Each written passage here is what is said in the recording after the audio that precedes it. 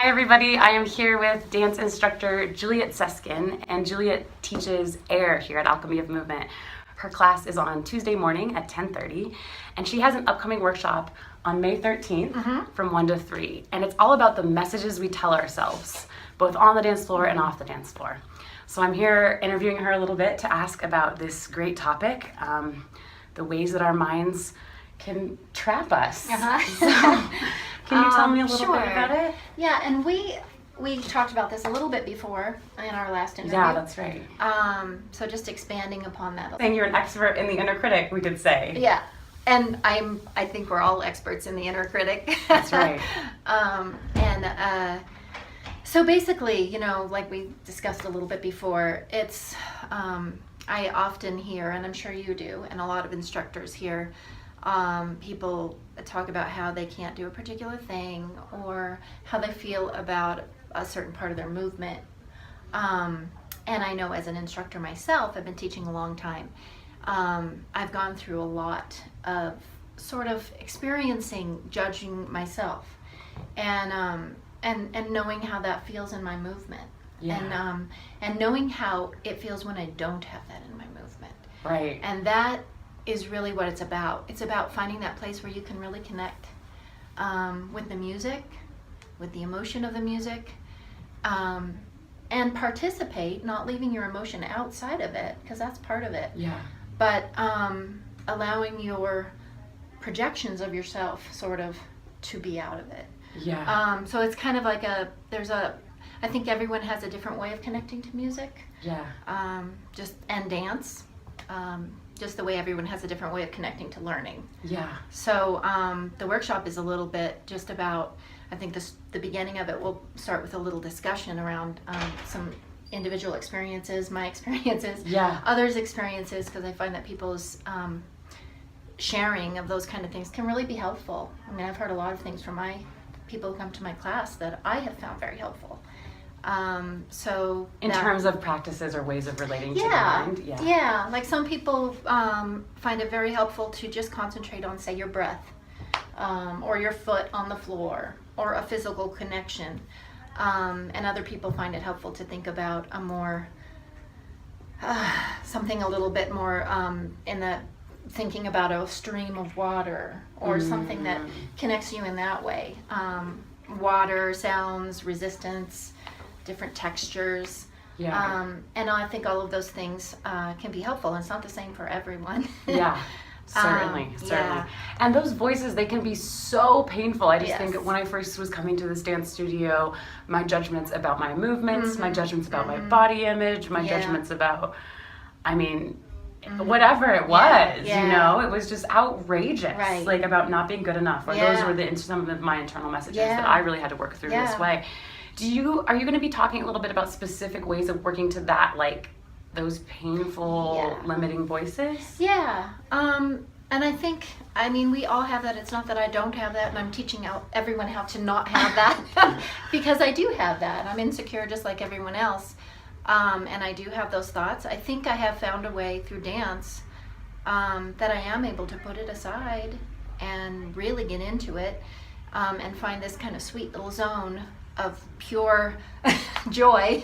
Pure joy, pure movement. And I don't always have it, and that's why I feel like the contrast, I've been teaching and dancing for most of my life, and I feel like, there are those times when I'm not able to do that, when I'm not able to put those things aside or to allow myself to really transition into it. It's not a pleasurable experience at all. So, like, if I'm going through something, or if I'm feeling a little under, and then I reflect upon, and this doesn't happen to me very often anymore, but it did used to happen more often. But then after that class, I'm just like, God, if I felt like this all the time, I wouldn't be doing this. Like, it's just no fun. It's no fun at all. And I think there's a lot of things that we'll, be talking about and sharing. I think really what it gets down to is we're hardest on ourselves. Yeah. Definitely we're our biggest critic. And if I think about myself and how I judge other people, I'm much more kind with them than to myself. Yeah. So thinking about that and recognizing that allows me to give myself permission to view myself the way I view other people. Yeah. And that I think is really helpful, because no one's going home, I don't think. Maybe they are going home and thinking about me the rest of the day, thinking, gosh, she really doesn't move very well. Did you notice her arms are really, I mean, if they do, whatever, but I don't think people are really spending that time on it. It's Right. ourselves. Yeah. We're the ones stressing. We have the magnifying glass up, pointing at ourselves. Yeah, exactly. So just Yeah. give yourself permission to accept yourself the way Yeah. most people do. Yeah. And just tapping into that acceptance and kindness and permission, And there's something about doing that in the context of dance or with the music itself that sort of is this allowing that you're going to be exploring. Yeah, we're definitely going to work with music. So we're going to start with the discussion. We're going to, I'm going to, lead a little bit of music exercises, which are kind of ways of engaging with music and beats, rhythm, sensations, and then the dynamic energy of moving with the music, emotionally and energetically. So sounds a little bit, maybe a little hard to articulate, but it's a movement class. It makes a lot of. For me, I think I understand what you're saying. Is that you're going to be doing some practices to really help you connect. More deeply to the music. And like I said, not everyone has the same way of connecting, so hopefully we'll have enough kind of ways of approaching that. Yeah. That will help people sort of recognize their own sensation or their own way of connecting with the music. And another thing is, it's really not about leaving everything out. I wanted to make that clear in the class as well. It's not about reckless abandon and letting everything go, because when you do that, you're kind of out of control. And like Caroline Reidig, I think, talked about a little bit about that in her class. It's the more you have sensation knowledge of your body and what's actually happening in your body, not only can you connect to your movement better, you can also protect yourself, and you can also be in your body while you're moving. So it's not about becoming in some sort of trance dance where you're completely let free. Because I think in order to be connected in a physical way and in a safe way, and to keep your body regulated in a way that you're connected to, you really have to be very attentive. So it's a very attentive connection while letting go of certain things and tapping into those things. So that makes a lot of sense. So I'm excited. I'm so excited too. It's my favorite thing. I'm so excited too. It's your favorite thing. This workshop topic is your favorite thing. It is my favorite thing. So tell me more about what makes this your favorite thing. It's my favorite thing because I have people, when people come to me after class. I had a man come to me a couple weeks ago and say, I didn't know I had rhythm. I didn't think I had rhythm. And I have found that I can have rhythm through doing this class. And it's not about my class. It's about, I think, maybe the atmosphere that people create and the acceptance that's in there. But everyone has the ability to find movement, whether they think they can't dance, whether they think they don't have rhythm. It's just that maybe they haven't tapped into that. And I do believe that everyone has the ability.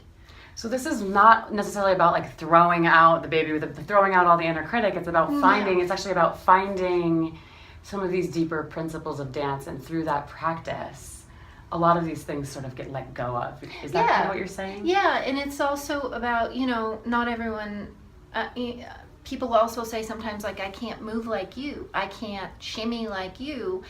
And I can't, so therefore I can't shimmy or whatever. And I think those mental things are like walls. They are it's maybe when someone's asking you to come up with something, it's something really well, maybe one of your favorite singers, and someone asks you to come up with it on the spot and you can't think of it, and the pressure like that. It's kind of like that kind of mental thing.